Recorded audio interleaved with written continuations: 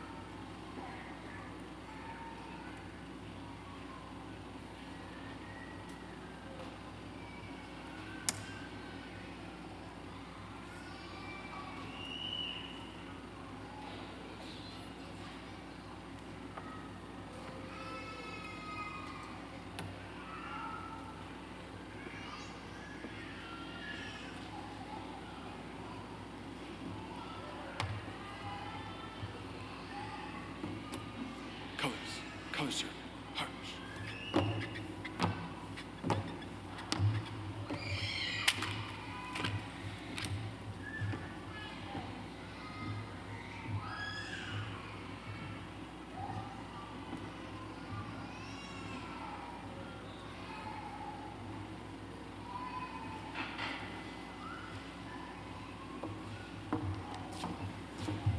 Thank you, and please be seated.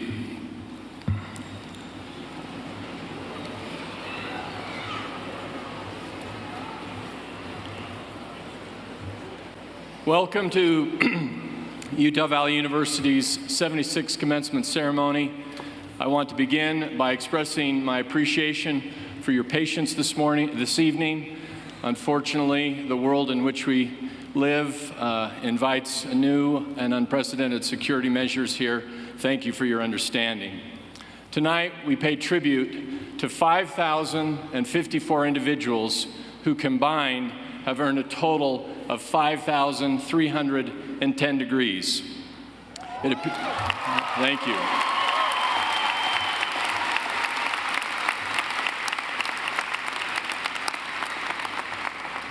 If you were listening to the math on that, it tells you we have a couple of hundred overachievers here tonight. The various degrees and certificates we award this evening are a tribute to the tremendous commitment and fortitude demonstrated by every one of you robed in your Wolverine green and black. You bring great honor to yourselves and to this school. It's no small thing for an institution where 38% of the students are first-generation attenders that so many thousands of you stand on the threshold of receiving university's degrees. This underscores your character as well as the wonderful staff and faculty of this institution who work so hard to make UVU a welcoming platform for everyone to achieve student success. Ladies and gentlemen, will you please join me in an early recognition tonight of our honored students and all those who've helped them achieve their dreams.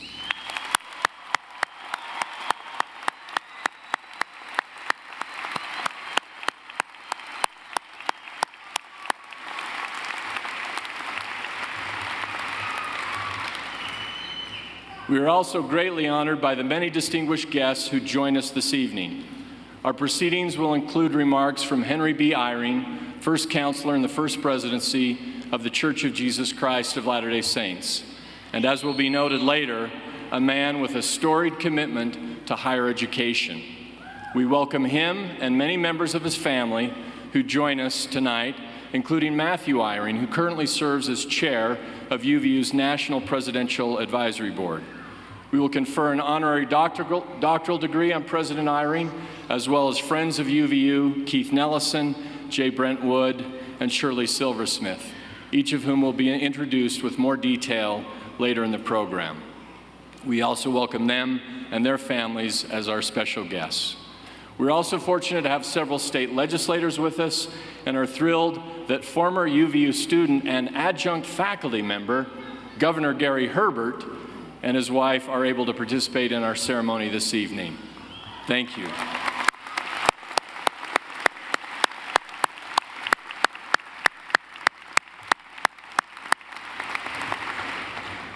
Other notable guests in attendance this evening include educational and public leaders from across the state. As I read their names, I ask you to hold your applause until all of our special guests have been recognized.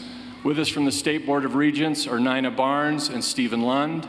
We're also joined by Greg Benson, Assistant Commissioner of Higher Education. With us from the UVU Board of Trustees are Chair Elaine Dalton, Taryn Chun, James Clark, Birch Eve, John Gapmeyer, Jack Sunderledge, Jill Taylor, and Duff Thompson. Finally, seated on the stage are all of Utah Valley University Vice Presidents and other members of the President's Cabinet, as well as every dean from academic affairs and student life. Please join me in recognizing all of our platform guests this evening.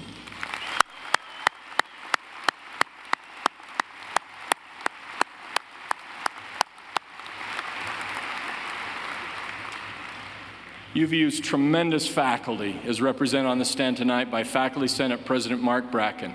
As a teaching institution, the faculty of UVU delivers the central function of our mission with an extraordinary amount of student care and academic excellence.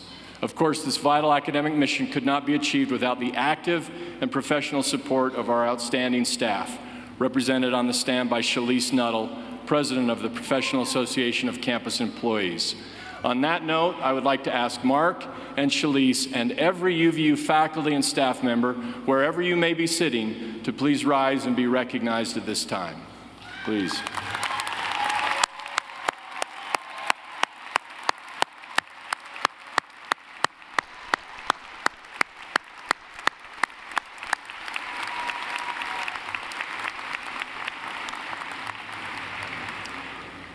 At Utah Valley University, student success rests at the very core of our institutional aim. Thus, it is appropriate that the first individual we will hear from this evening is Birch, president of the UVU Student Association for the 2016-17 year. During his tenure, Birch has had an impressive impact, not only on the university, but the entire state. Birch helped spearhead a movement of student officers from across the Utah system of higher education to increase awareness of and assistance for those struggling with mental health issues, something that today affects so many university students from all walks of life. His efforts led to real change here at UVU and all of the institutions in our system.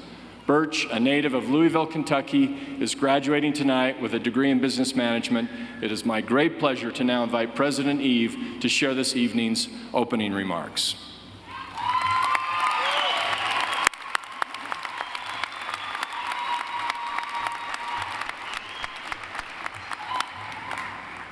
I don't know about you, but I'm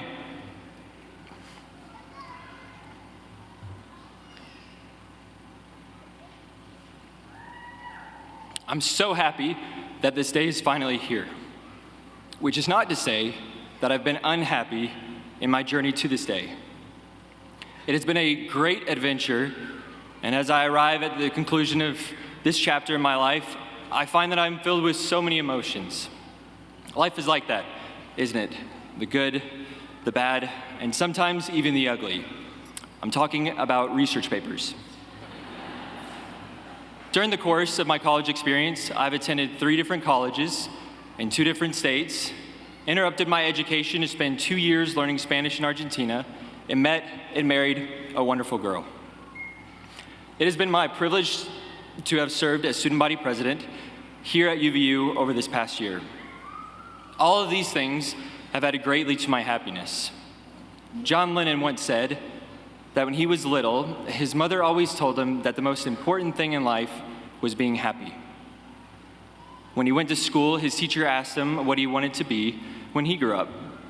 He answered that he wanted to be happy. The teacher said that he didn't understand the question, and he said that she did not understand life. One of the most well-known phrases in the United States Constitution, written by our founding fathers and considered self-evident, is that we are endowed by our Creator with 3 things: life, liberty, and the pursuit of happiness. In Webster's Dictionary of Pursuits, in Webster's definition of pursuit, it actually uses the phrase pursuit of happiness. What an exemplary idea to have pursuit defined like that, defined as the pursuit of happiness. I'd like to turn that around if I could and propose to you that happiness can be found in every worthy pursuit. I found great happiness pursuing my education and even greater happiness pursuing my wife.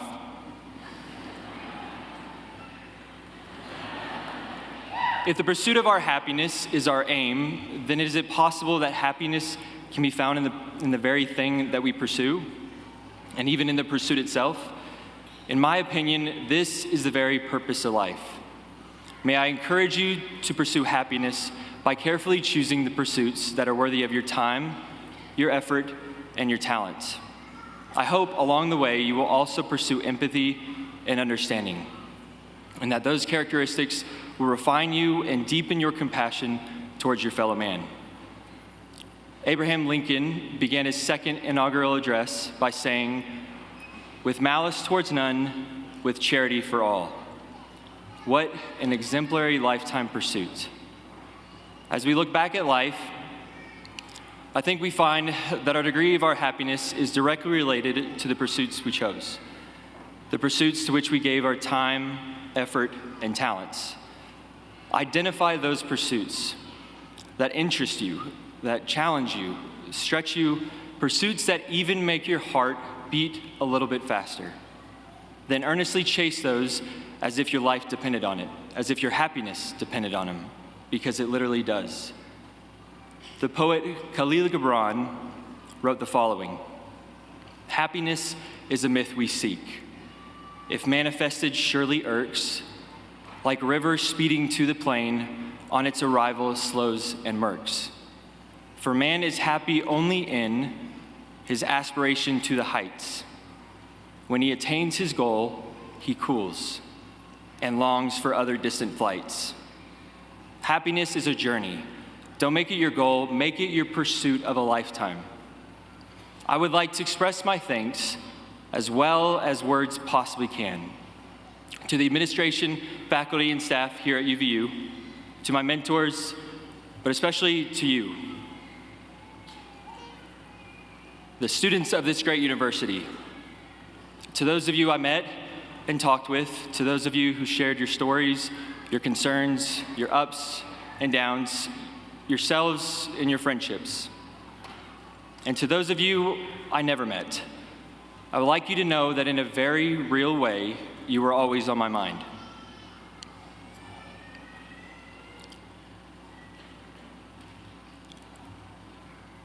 I thought about your happiness, your struggles, and the quality of your education here.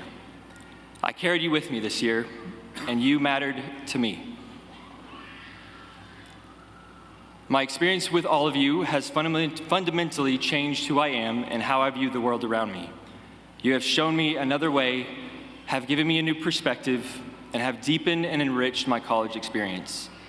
And I will always be profoundly grateful for that. I wish you the best that life has to offer. As you pass through this milestone in your life and move forward into the future, may you earnestly pursue happiness throughout your life. And may you find it again and again. Thank you.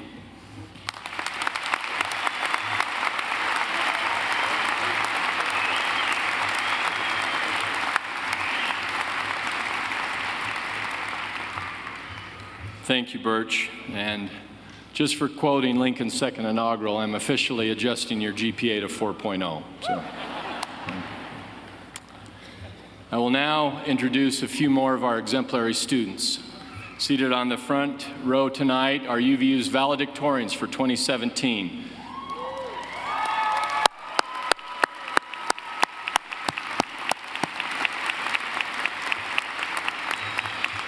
These students have distinguished themselves through exceptional academic achievement and have been selected to represent the university's colleges and schools, which may name a valedictorian at the baccalaureate or associate degree level, or both. On pages 12 through 19 in your program, you will find more information about these extraordinary individuals. Valedictorians, will you please rise? Please join me in a round of applause for this impressive group.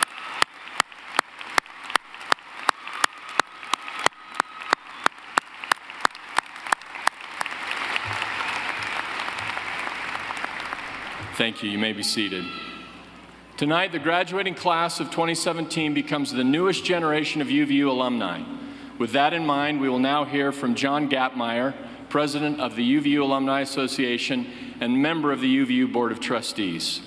Immediately following John's remarks, the UVU Wind Symphony will favor us with a special piece, Tantara, written by our own K. Newell Daly, retiring Dean of UVU's School of the Arts. John.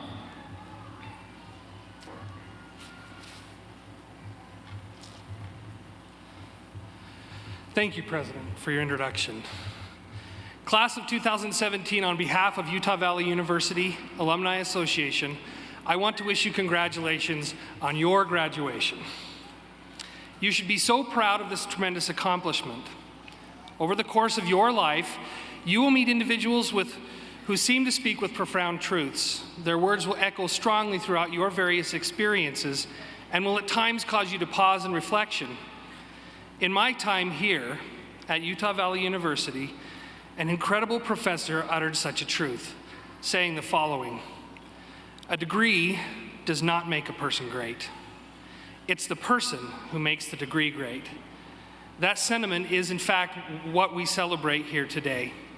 We're celebrating you and all that you have achieved over the last several years. The degrees that you've worked so hard for do not, in and of themselves, make you a better person or give you superpowers.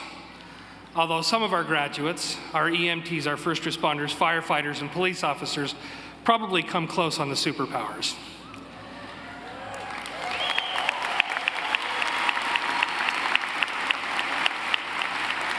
The degrees that you can now claim as your own are made great because you will infuse them with meaning and purpose. You will bring the skills and talents you have developed to life, and in so doing, transform the worlds in which you live, work, and interact. I'm sure that for many of you, the great question pervading your thoughts might be, but what do I do now? What does it mean to be a college graduate? The next 24 hours of your lives are somewhat scripted, with commencement celebrations and individual convocation. But what becomes your purpose at 12 a.m. on Saturday when you stand fully as an alum of Utah Valley University? I believe the answer to such questions lies in the profound truths of one of history's greatest individuals, Mahatma Gandhi, who stated, "The best way to find yourself is to lose yourself in the service of others." The degrees which you've been issued by UVU come with a new identity, a calling to be a servant leader, to put your knowledge and abilities to use in the service of your family, friends, co-workers, indeed every person you meet, so that their lives can be filled with greater happiness, greater health, greater fulfillment, and greater awareness of their own needs to show kindness, compassion, and support to those around them. It is the employment of your many gifts and talents in the service of a greater good that you will find the person that you are meant to be at every stage of your life. As UVU alumni, you are joining a large community of fellow Wolverines, go Wolverines, in which you have an opportunity to both support and be supported as you move forward with your careers and your lives. Look around you. Cherish this community. Be a grateful member who remembers all the many individuals who helped you reach today, your graduation day. UVU is a fantastic school because of the people who have worked so hard to make it so.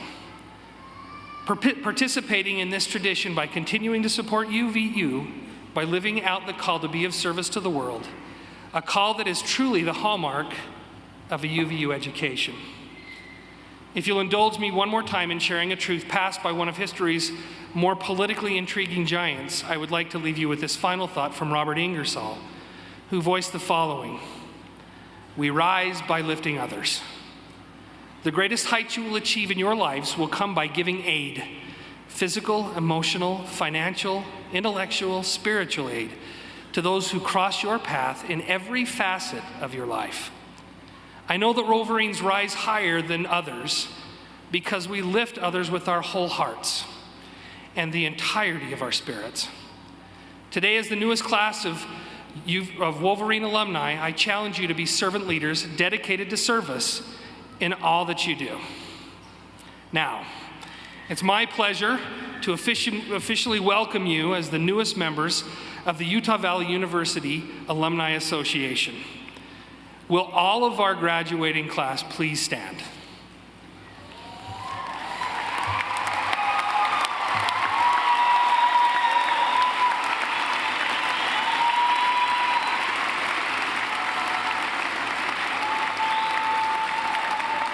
I wish each and every one of you could stand where I am right now and see this incredible sight.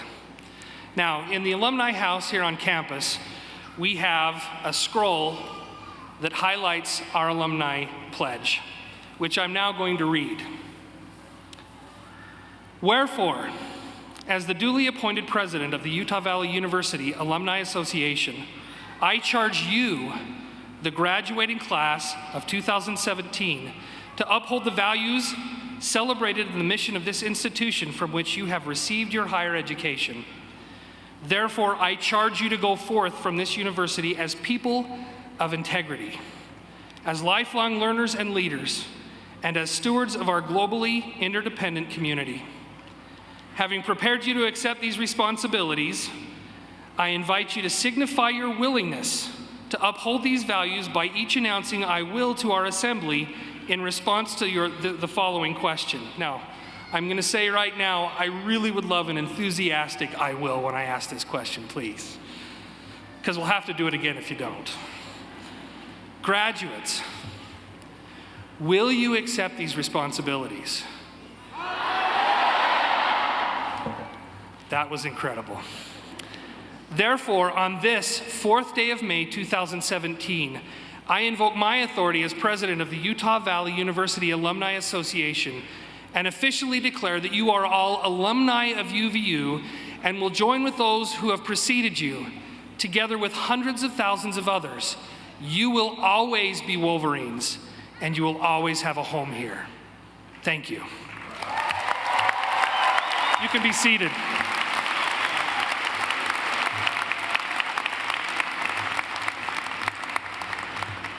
Thank you, John, for that stirring challenge for our new graduates and members of our Alumni Association.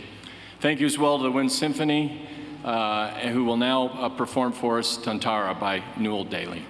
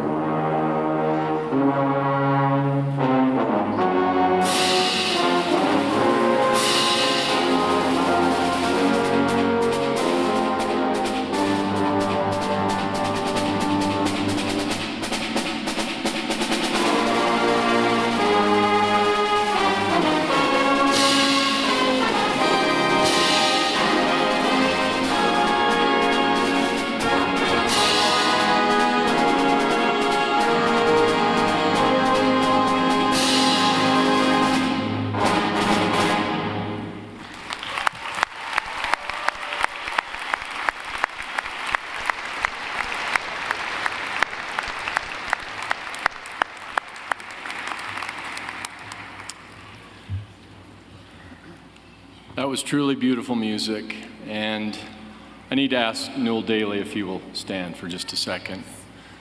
Dean Daly told me that he composed this piece of music as a way of expressing his gratitude for an opportunity to serve at UVU during the last 6 years.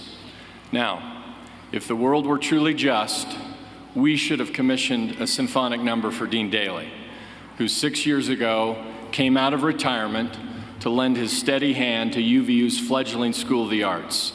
Today, 6 years later, Newell Daly is finally getting his well-earned retirement, and the School of Arts is regularly winning national and international awards across all artistic disciplines.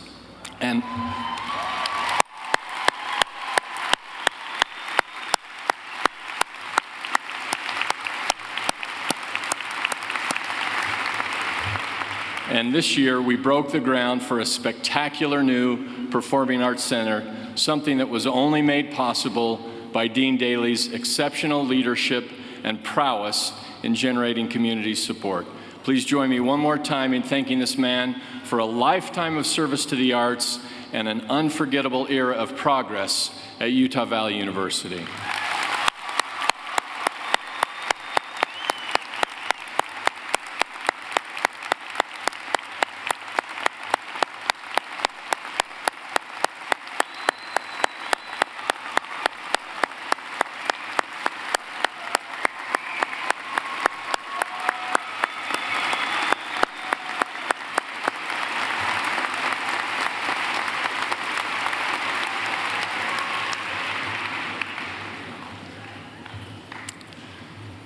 It's now my privilege to share just a few thoughts with you.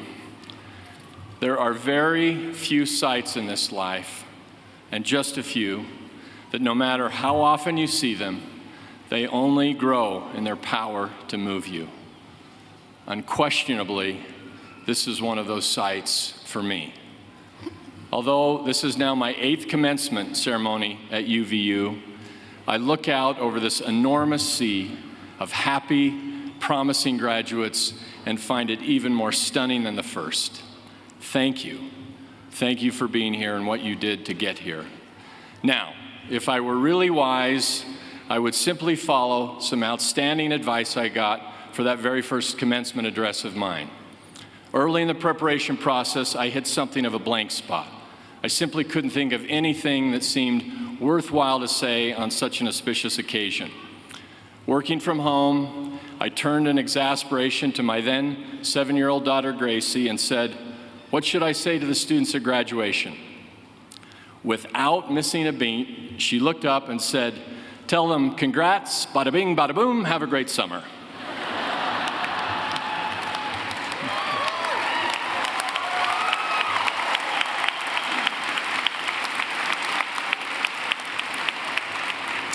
Thank you, and my 14-year-old Gracie now will be happy with that applause.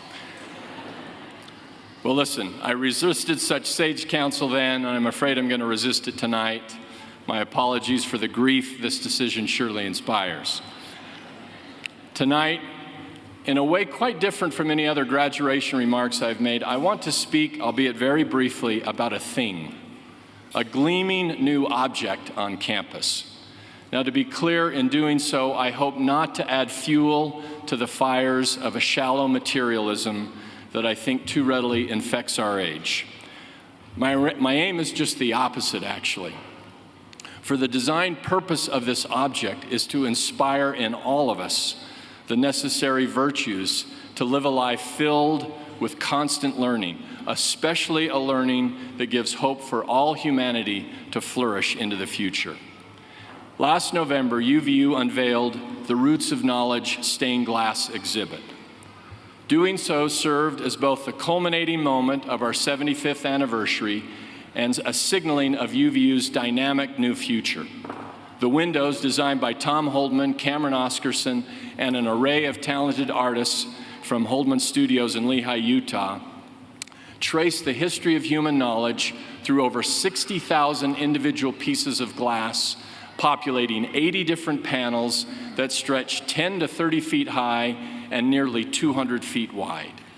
They stand as a vibrant tribute to the human achievement in art, music, literature, engineering, medicine, science, religion, business, and government. One of the lasting legacies of the class of 2017 is that not only were you here to witness the unveiling of this magnificent work of art, but many of you actively participated in its creation. You were among the more than 350 UVU students who contributed to this massive, university-wide engaged learning project as painters, researchers, project managers, programmers, designers, technicians, and installers. Tonight, we honor you for joining the 40-plus professional artists and 26 UVU scholars who together fashioned this inspiring glass tapestry of knowledge and history. Within these windows are images that reflect thousands of stories of inspiration and instruction. Some of them are very familiar. The Wright brothers, we see the iconic images of them, a couple of nondescript Ohio bicycle repairmen, but very creative, very courageous, and very determined bicycle repairmen who, after years of trial, error, and ridicule, gave the world one of the most transformative gifts in all of history, the gift of human flight.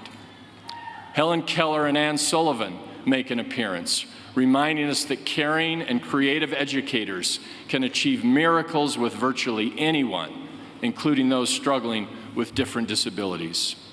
Louis Armstrong and Duke Ellington in the Harlem Renaissance Corner sit there in great celebrity status despite living in a period of ugly racial barriers because their joyful and talented pursuit of a new form of music. Other figures may not be as well known to the general public, though they've not been forgotten by history in general. For instance, there's George Waring Jr. He was responsible for utterly transforming the practices of big city sanitation, turning the refuse and disease-laden atmospheres of 19th century American metropolises into something far more pleasant, healthy, and safe. We also thank him for popularizing the couplet, the substance of which some of you might still need to embrace. It goes like this: let no one say, and say it to your shame, that all was beauty here until you came. Think about it, it'll get funnier. There is a representation of and a nod to Charles Goodyear. Goodyear, who with entrepreneurial zeal taught himself chemistry and risked every single thing he had, including his own physical health, to find a formula to vulcanize natural rubber and make it useful, which he did. But failing to secure proper patents, he died financially destitute in New York while seeing to his daughter's funeral. It wasn't until 1898, out of sheer respect for his legacy, that a certain commercial operation in Ohio decided to name itself the Goodyear Tire and Rubber Company. Emily Dickinson, although she was virtually unknown during her lifetime, is today esteemed as one of America's premier poets. With single-minded focus, Dickinson devoted herself to her craft, the brilliant and lyrical arrangement of words, producing thousands of poems over the course of her career. Yet for reasons we will never know, Dickinson did not quite publish even a dozen of these poems while she was alive. A favorite of mine is "Hope is the Thing with Feathers." It's featured in the Roots of Knowledge, copied in her own handwriting. It reads, "Hope is the thing with feathers that perches in the soul and sings the tune without words and never stops at all. And sweetest in the gale is heard, and sore must be the storm that could abash this little bird that kept many warm. I've heard it in the chillest land and on the strangest sea, yet never in extremity it asked a crumb of me." Surely it was just this sense of hope like a bird that constantly rises and sings in the chillest lands and strangest seas, that kept this highly reclusive, often melancholy, perhaps even depressive genius moving into a life of greatness that would only be recognized long after her death. And such is the hope that you might have to cling to in the days and years ahead to keep you warm and to keep you lifted as the inevitable gales and source storms of life come your way. Furthermore, this is the hope that you can contribute to by taking your UVU education and becoming an active, energetic, lifelong learner and contributor to the interlocking forces of human endeavor and understanding. In the remarkable work of art we are discussing tonight, literally thousands of individuals and achievements are woven together by the images of intertwined roots running along the bottom panels with intertwined branches running along the top. The roots shoot out from the tree of knowledge that fills the first panel, and the branches shoot out from the tree of hope with its fiery, flaming leaves gracing the final panel. The imagery here is manifold and meaning. It especially highlights the way that knowledge always builds upon knowledge, that we all live together in a kind of intellectual, social ecosystem, constantly sharing and benefit from ideas and inventions that cut across geographies and cultures, and that all this leaves us is dependent upon those who went before us and responsible to those who will come after us. Ultimately, it suggests that when we act thoughtfully and creatively and accurately, we produce knowledge and advancements that effectively provide us with a burning torch of hope to light our way into an always uncertain future. These same themes are underscored in a myriad of ways in the windows. One way seems particularly fitting to call out tonight, given that we will shortly be honoring Shirley Silversmith. The woman pictured here is not anyone famous or known to history, but she does represent a whole category of people who stand for the power and beauty of indigenous ways of knowing, creating, and being. Navajo weavers are noted for being connected to every aspect of the weaving process, from using the wool from their own sheep to making their own dyes. While the effort begins with seemingly unimpressive spools of yarn being woven on handmade looms, the vibrant colors and intricate, sophisticated patterns of the final product are now known and earnestly sought for all across the world. To achieve this outcome, however, requires lengthy, tedious work. For the Navajo weaver, the minute-by-minute, hour-by-hour, day-by-day process is essential to bring everything together in a way that achieves stunning designs and further invests the product with deep human value and meaning. So it is with all of you here. No doubt there were many of your assignments, classes, semesters, and years at UVU that at times felt long and tedious. But tonight is the night that you get to look back and see something far grander than the most beautifully woven tapestry or set of stained glass windows. You get to see a newly fashioned human you. Now, you may have come here with ordinary abilities. You might have even wondered if you could even finish something as daunting as a college degree, but you've done it. And because the effects have developed so painstakingly, you may not even see fully tonight what has happened to you in the course of your education. But I can tell you. You see with wider eyes and speak with clearer tongues. You think with more depth and analyze with more clarity.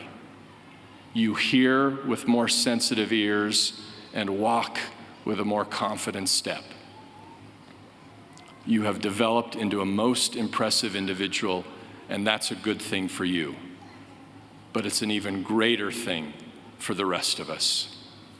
Like the thread of a Navajo blanket, or the single piece of glass in a magnificent 60,000-piece masterwork, you are essential.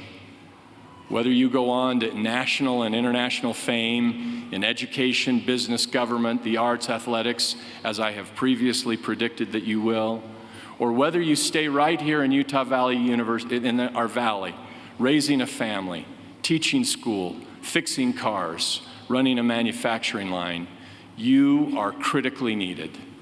You were already unique and essential to begin with, but now, burnished by the long, powerful effects of a UVU degree, you stand even more vibrant and powerful carriers of the flame of hope. You are a sight to behold. I am magnificently proud of you, and look to the future with even more confidence than ever because of you. Thank you so very much.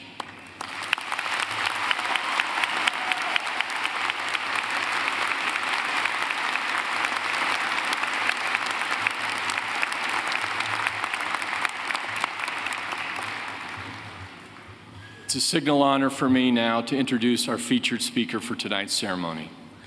President Henry B. Narine has held numerous senior leadership positions in the Church of Jesus Christ of Latter-day Saints and currently serves as first counselor in the First Presidency, the highest governing body of that ecclesiastical organization, now roughly 16 million members strong worldwide. This New Jersey native is also known for his academic accomplishments. In addition to serving 2 stints as Commissioner of Education for all seminaries, institutes, colleges, and universities operated by the LDS Church, he was president of Ricks College, present-day Brigham Young University, Idaho, from 1971 to 1977. Before that, he was a tenured faculty member in the Graduate School of Business at Stanford University from 1962 to 1971. He was also a Sloan Visiting Faculty Fellow at MIT. President Narine earned a bachelor's degree in physics from the University of Utah and a master's degree and doctoral degrees in business administration from Harvard Business School. I will also add, from both public and private observation, that President Narine's impressive leadership positions, academic accomplishments, and erudite training are only exceeded by his personal modesty and deep emotional concern for all those who come in contact with him and beyond. Ladies and gentlemen, President Henry B. Narine.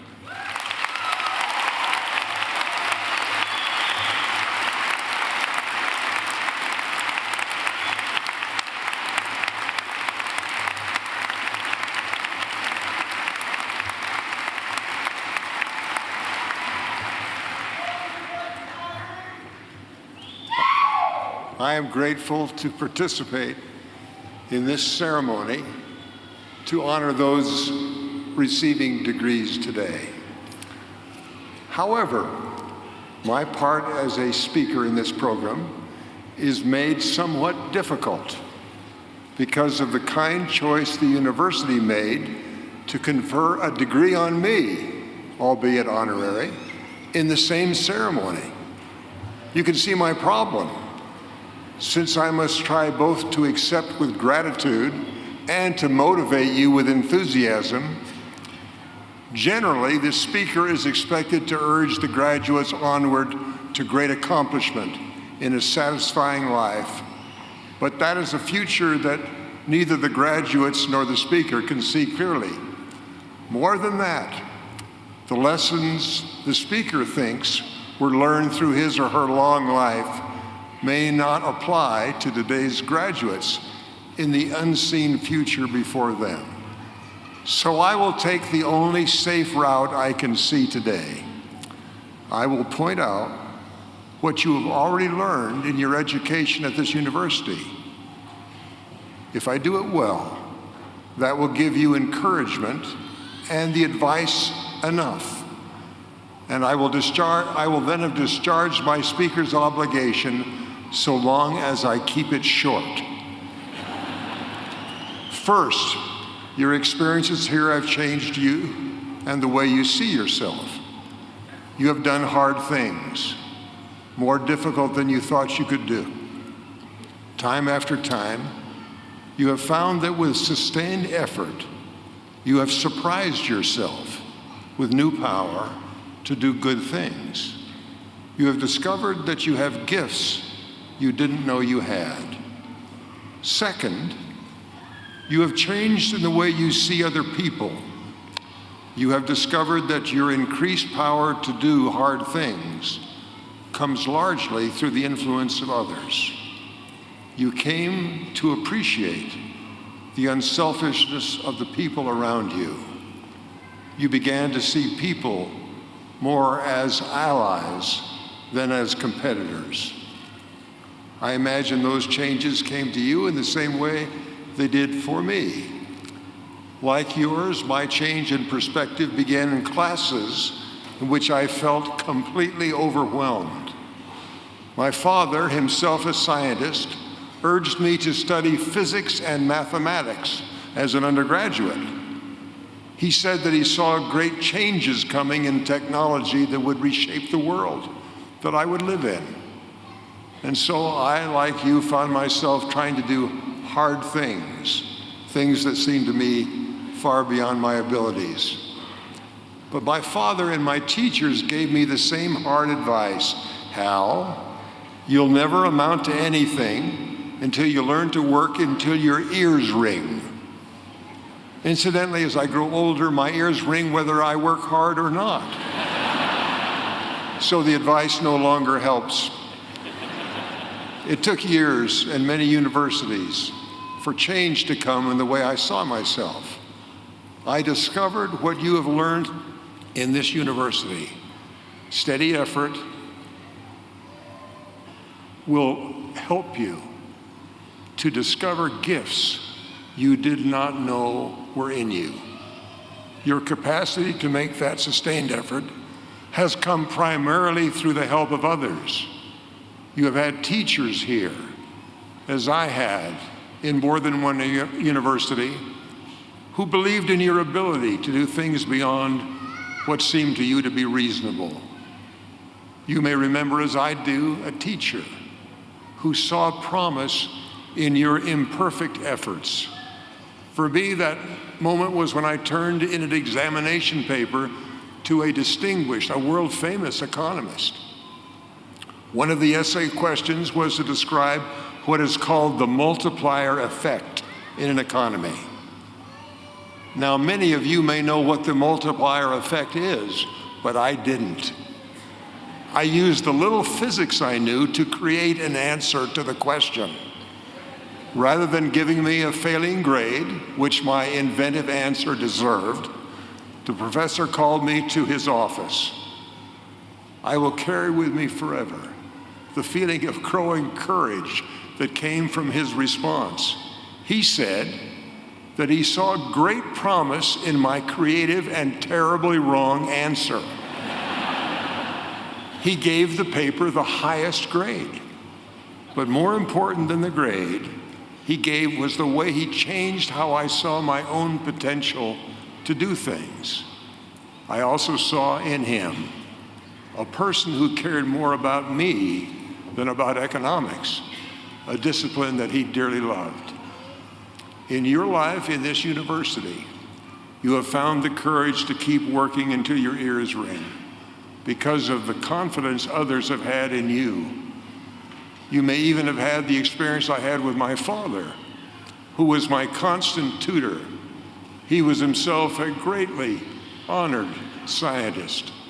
Yet he said to me when I received a small recognition for success, Hal, when you win, I win.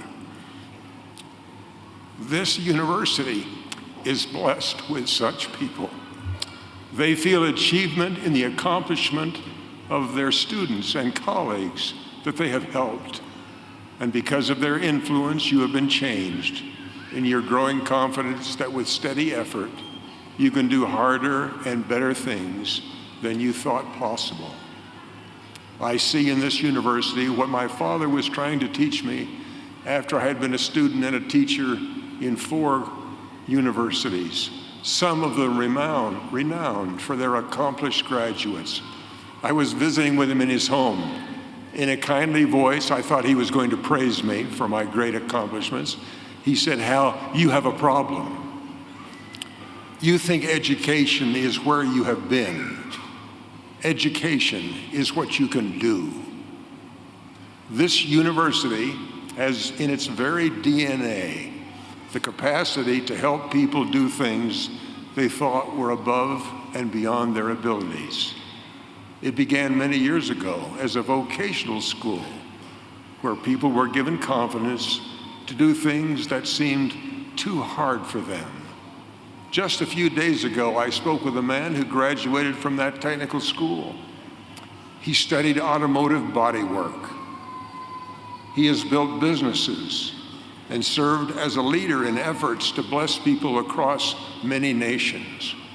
My opportunity was to invite him to do something but beyond what he now sees as his abilities, but he accepted with confidence, in large part, because of what people here did for him as a young man, like what others have done here for you graduates. I have every confidence that this university will continue to grow in its influence to help people gain the power to do good things in spite of whatever obstacles they face. I am sure of that future. I asked President Holland for information about the university so that I could understand it better to prepare my remarks for today. To my surprise, rather than providing facts about the great growth in the numbers and in measures of academic quality, he sent me stories about some of you and about others who have recently graduated. Every story was of a person who came here faced with challenges beyond any I have ever faced, and yet who achieved beyond what he or she could reasonably have expected. I won't tell the stories publicly out of respect for those seated before me, and because of my inability to do them adequate honor. But I will never forget their stories, nor will President Holland, who will one day look back on his service here, remembering them and the brave experiences of other graduates whose successes felt to him as if they were his own. My guess is that when he gets to the stage where I am now, he will thumb through scrapbooks for memories that will give him satisfaction. Some of the books will feature pictures of a growing campus, more impressive than the presidents who went before him could have imagined. Other scrapbooks will catalog impressive accomplishments. Some will feature academic improvements and recognitions. But I am confident that the scrapbook he will open most often will be the one with photos and short accounts of the lives of you graduates.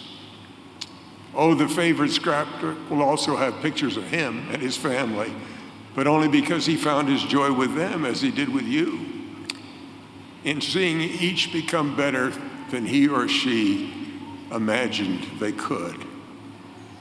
And there will be some pictures of the people who taught and served here, who thought as President Holland did, that greatness and happiness come from helping people believe that they can become better, and then seeing them do it. As he looks over those faces, he will think, thank you, and perhaps feel a touch of surprise that he was invited to be part of something as great as what is happening in this place. Now, you will not be surprised by my advice about what you should do as you move from graduation into your hard-to-see future, nor will you wonder where I believe you will find the greatest happiness. You will see more alternatives ahead than you can follow. They may be to seek more schooling or a job or a career path. Which one you choose will matter less than does the courage you found and increased here. That courage guarantees that with hard work, you can grow in your capacity to learn to do anything better. So your life plan will be to do whatever tasks you undertake with the confidence that with hard work, it will lead to more alternatives yet to appear, yet to be offered to you. As you persist in learning how to do better and better each task you undertake, you will have more exciting alternatives presented to you. Rapid change is not the enemy of a great learner. Instead, it is the source of new opportunities for you to learn and to do. Now, you will not find your greatest happiness in your own growing capacity to do things, however much recognition you receive, nor will you find it in how much you become able to contribute to the world. Public recognition, praise, and honors will in time seem to diminish in their power to bring you real satisfaction. In the long run, and even in the middle run, The happiness that lasts will come as you feel the joy of those you loved and lifted, and as their happiness becomes your own. For that reason alone, you'll want to seek a place in marriages, families, communities, and organizations where people put the interests of others, at least slightly, but regularly, above their own. Be grateful when you are invited into such a group of people.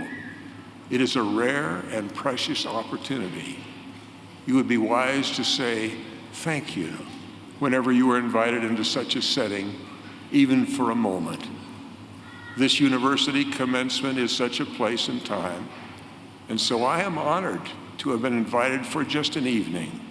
Your honorary degree to me was a generous addition to that invitation. But the greatest honor goes to all of you tonight. I express appreciation for your letting me feel the spirit of this learning community. I will take courage from my experience with you and will treasure happy reports about your futures, and will find happiness in the happiness you feel as you lift others. I wish you great accomplishments and lasting joy, and I thank you.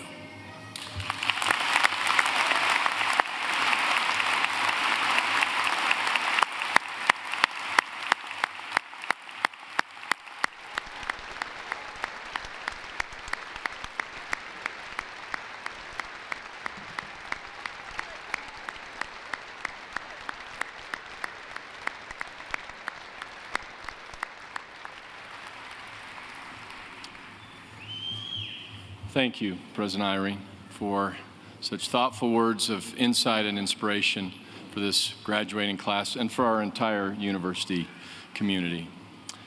I'll now invite Trustee Chair Elaine Dalton to come forward, along with President Irene, to receive the first of our honorary degrees.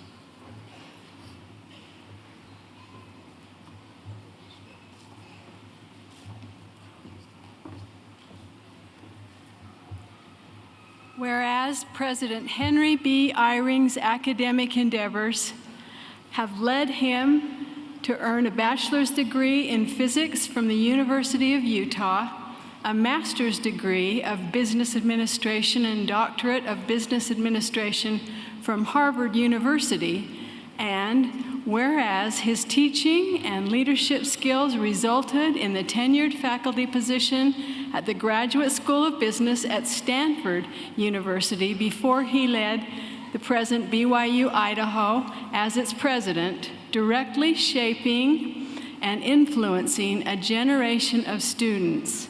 And whereas he served as commissioner of the church educational system of the Church of Jesus Christ of Latter-day Saints, overseeing the efforts worldwide of institutes, seminaries, BYU, BYU Idaho, BYU Hawaii, and LDS Business College.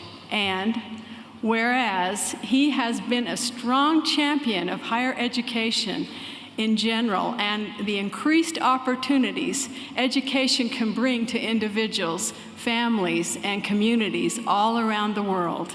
And whereas his unceasing desire to improve the human condition has resulted in a lifetime of service and devotion to spiritual and religious matters, the strengthening of families, and the relief of the poor.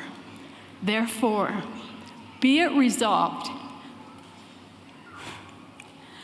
that the Board of Trustees of Utah Valley University hereby confers upon President Henry B. Eyring the Honorary Doctorate of Humane Letters, realized this 4th day of May, 2017, in Orem, Utah.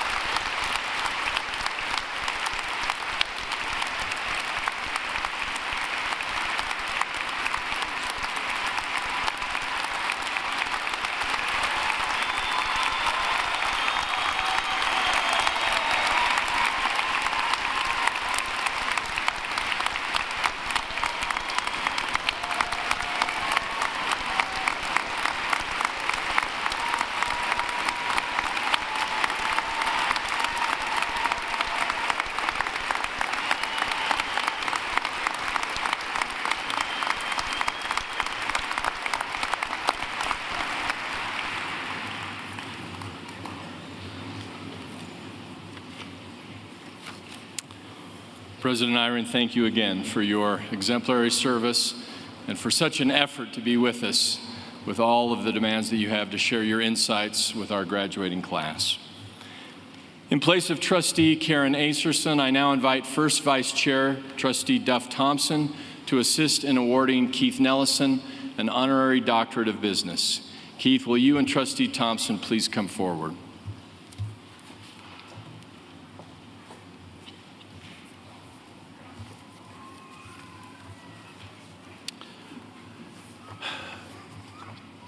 Whereas Keith Nellison is a distinguished leader in business whose career has exemplified courage, insight, and leadership, and whereas he is a superb example of giving service and expertise to others, an example of wise business practices, and a noted leader of understanding consumer needs, and whereas, as the CEO of UVU, his passion for improving the lives of others has led him to employ scores of Utah Valley University graduates, and his personal interest in well-rounded student athletes has greatly helped in making a state-of-the-art basketball practice facility at UVU become a reality.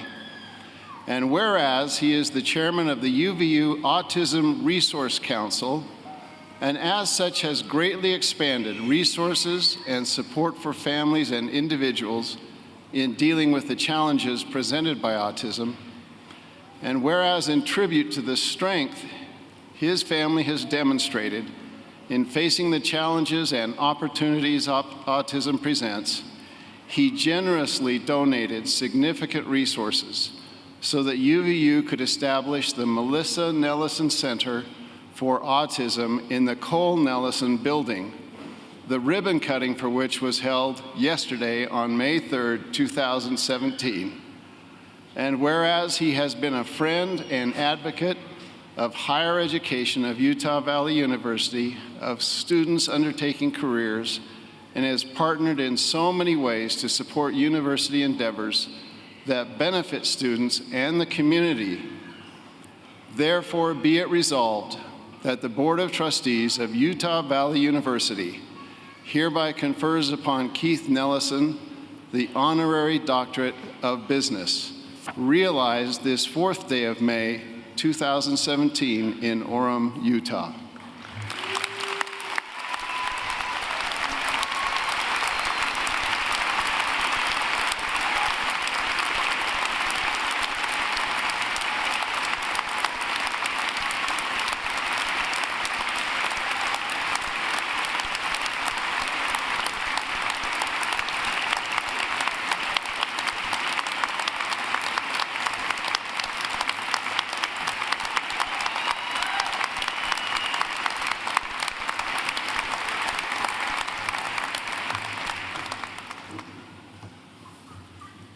Keith, we are indeed grateful for all of your contributions to the business community and the autism community and Utah Valley University.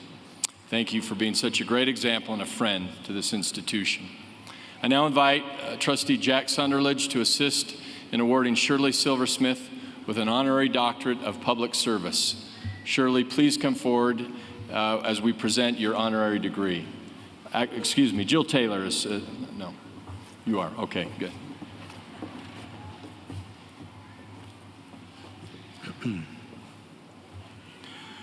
Whereas Shirley Silversmith is a noted administrator and distinguished leader of two cultures, important to the state of Utah, highlighted by her position as director of the Division of Indian Affairs within the Utah Department of Community and Culture, so named by the governor of the state. And whereas her academic milestones, including earning a Bachelor of Science degree in secondary education from Brigham Young University and a graduate degree in education from Arizona State University. And whereas her unique career working with Utah's Native Americans, her ability to forge partnerships across cultural lines, and her desire for higher education to help underserved populations has given her many opportunities to improve healthcare, increase economic stability, and promote a better understanding of her people. And whereas she has worked as a Learning for Life director, forging close relationships with the Boy Scouts of America and as Indian Education Specialist for the Utah State Office of Education. Therefore, be it resolved that the Board of Trustees of Utah Valley University hereby confers upon Shirley Silversmith the Honorary Doctorate of Public Service, realized this 4th day of May 2017 in Orem, Utah.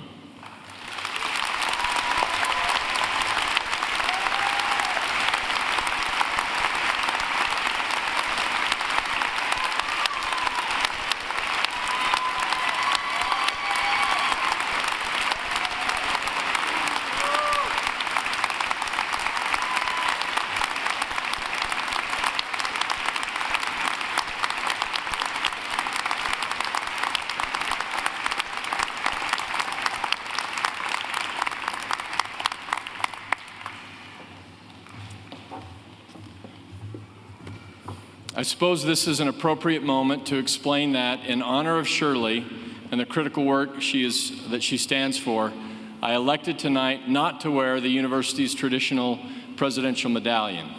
Instead, I'm wearing the medallion I recently received at the Native Wolverine Association's annual powwow.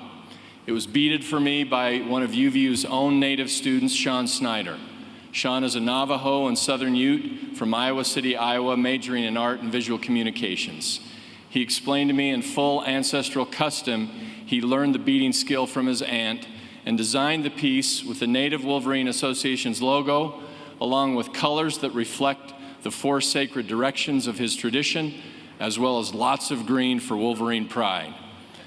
Sean, and Shirley in particular, you do inspire us with pride, especially in your efforts to be our partner in strengthening the Native student populations in our whole K-16 educational system, thereby promoting a more richly diverse cultural and academic community.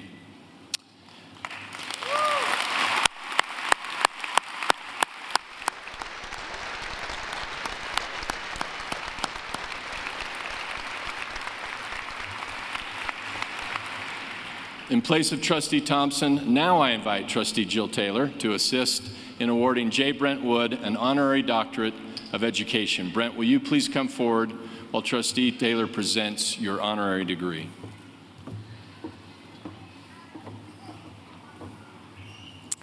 Whereas J. Brent Wood has dedicated much of his life to increasing opportunities for children with autism, while still leading out as an attorney, a philanthropist, an educator, and a volunteer. And whereas he is dedicated to learning more about autism and sharing his knowledge with other families who are facing this family challenge, a challenge he has confronted in his own family. And whereas he founded Clear Horizons Academy, a state-of-the-art 10-acre campus dedicated as a learning center and a support to scores of families facing autism, many of whom may have limited resources. And whereas Brent and his wife Catherine have been generous supporters of Utah Valley University in numerous ways, including autism initiatives, scholarships, service on the UVU Autism Resource Council, and have generously provided a cornerstone gift for the university's Autism Study Center, the only one of its kind in Utah.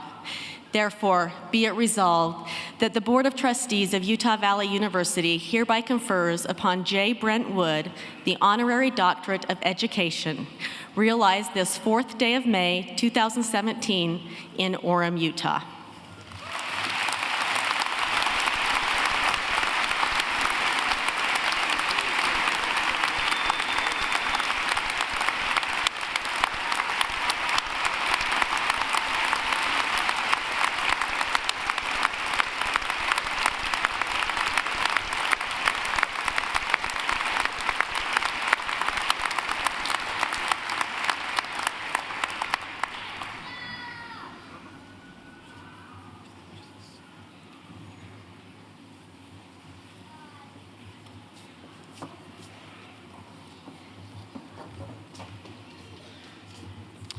Thank you, Brent.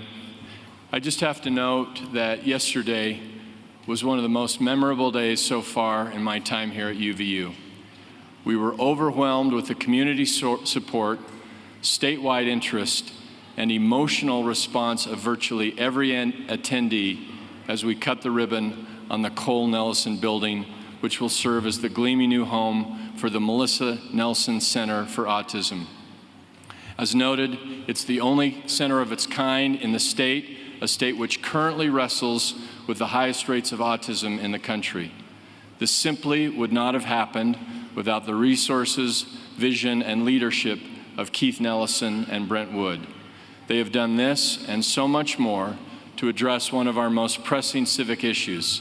This is, of course, on top of everything else they've achieved in their careers and community service that has had such an impact on this valley.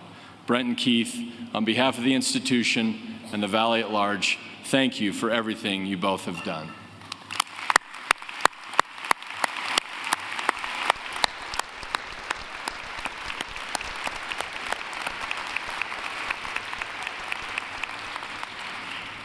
And now, it's time for the main and highest purpose of tonight's proceedings, the presentation of student candidates for degrees. Jeffrey Olson, Senior Vice President for Academic Affairs, will now join me to present the candidates for graduation.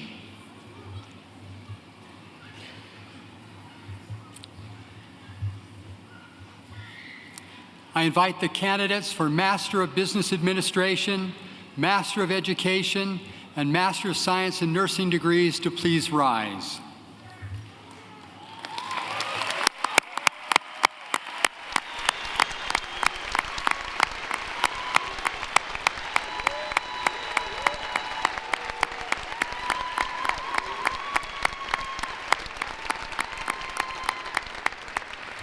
Candidates, please remain standing as you are joined by the undergraduates.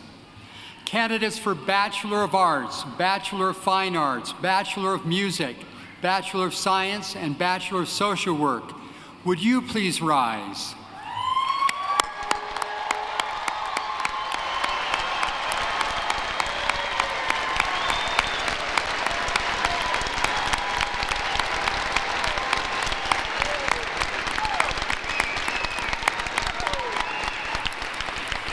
Candidates for Associate in Applied Science, Associate in Arts, Associate in Pre-Engineering, Associate in Science, Associate in Science in Business, and Associate in Science in Nursing. Would you please rise?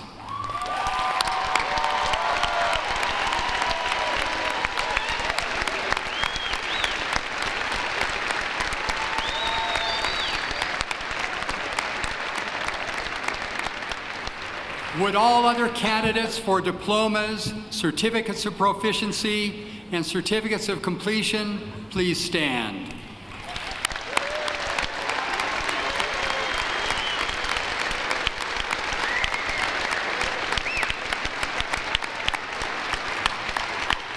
President Holland, on behalf of the faculty, I present the candidates for master, bachelor, and associate degrees, diplomas, and certificates.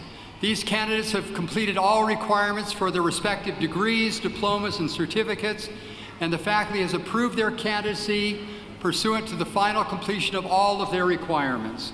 President, I now recommend that the appropriate master, bachelor, and associate degrees, diplomas, and certificates be awarded to them.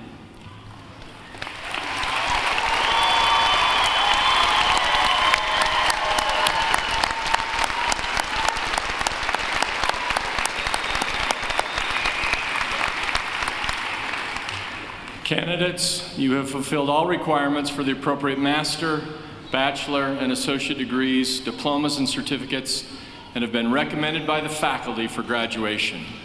By virtue of the authority vested in the Utah State Board of Regents and delegated by them to me, I hereby confer upon you the appropriate degree, diploma, or certificate. You may now move your tassels from the right to the left side of your mortarboard to indicate your graduation.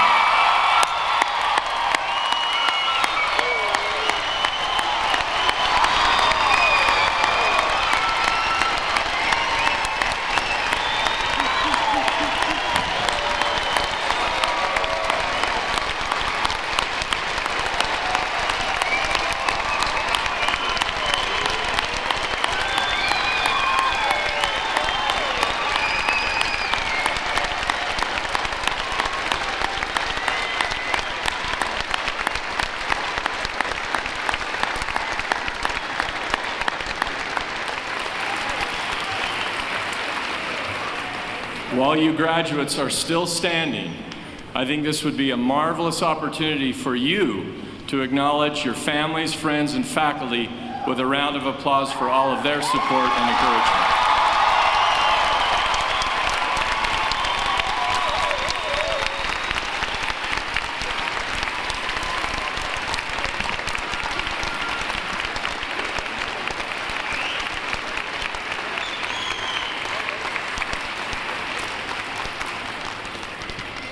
Class of 2017, please be seated and find employment.